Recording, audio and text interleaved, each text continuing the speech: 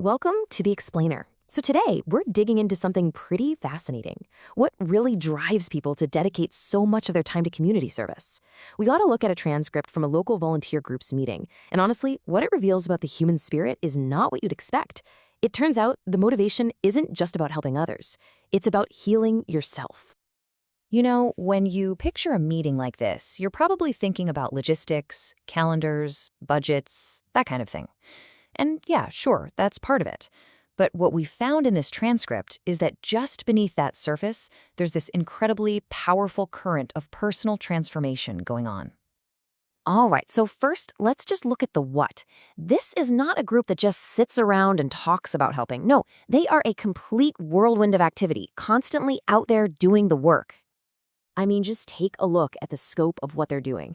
They're running a soup kitchen, serving up BBQ chicken to dozens of people.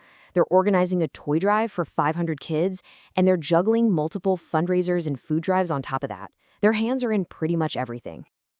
And that number, 500, that's the goal for just one of their projects. 500 turkeys for families through the Feeding New York program.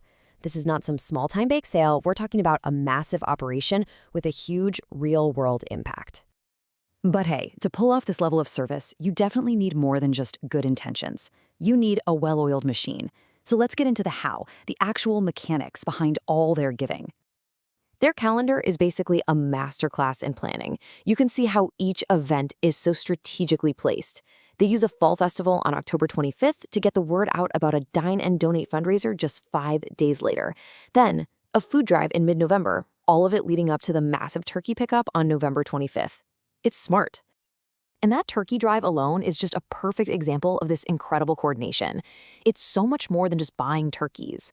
First, they have to secure donations, then they have to organize a truck and a driver, coordinate the exact pickup time, and then get a whole team of volunteers on standby ready to unload 500 boxes.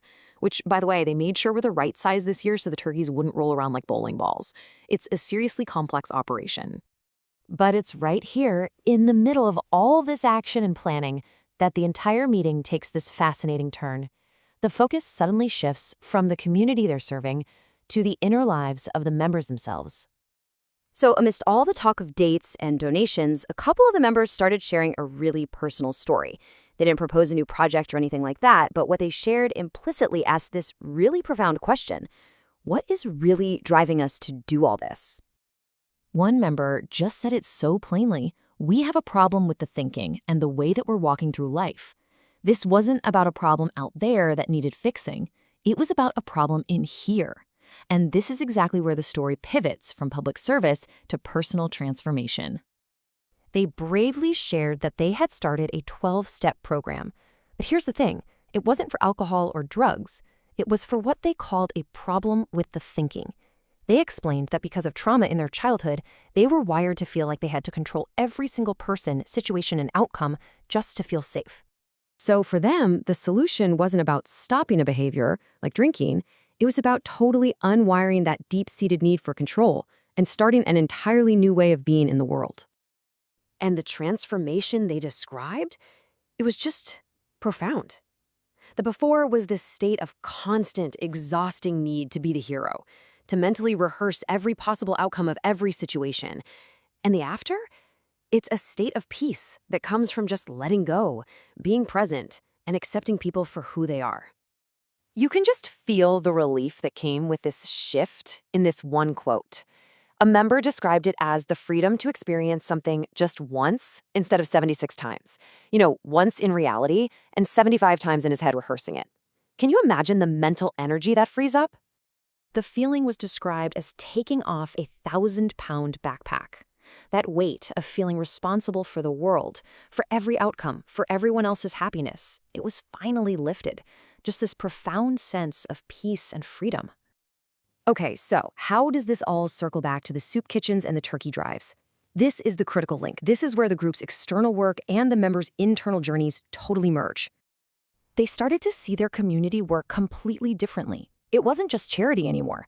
Service became the physical practice of their new spiritual outlook. It was the action that reinforced their commitment to letting go and trusting in something bigger than themselves. Ultimately, their service became a direct expression of their healing. By focusing on other people, they were actively practicing letting go of their own need to control everything. Service became the answer to both an internal struggle and an external need. It's amazing. And that really leaves us with a fascinating final thought. This group's story suggests that the impulse to serve isn't just about changing the world out there, but also about healing ourselves in here. And it poses the question, what if the most effective way to help others is to first find a way to let go of that 1,000-pound backpack we're carrying ourselves?